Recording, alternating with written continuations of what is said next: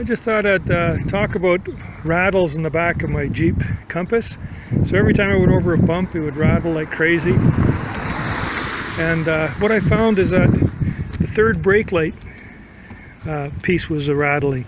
And what happens is that the solution was to put kind of a rubber weather stripping all along the edge.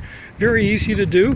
To take it apart, all you have to do is pop off these 5 plugs here. Oh, let's put that one in. These take, I think, like 10mm deep socket screws on here. This is a little plastic clip you just have to squeeze to get it out, and that whole thing pops off. And actually you can see part of the weather stripping in here. I don't know if you can see it with this light here. And that took care of a big rattle that I had. So this thing was rattling, banging against here. Now it doesn't rattle at all, so that's nice. The other thing is I just installed a bumper hitch, and when I went in the bumper hitch, I found out that on the plastic bumper here, it was loose on the bracket on the inside.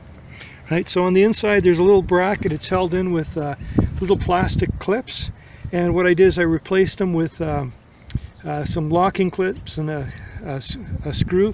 I don't know if we'll be able to see it. I'll try. And that, I'll show you what they look like.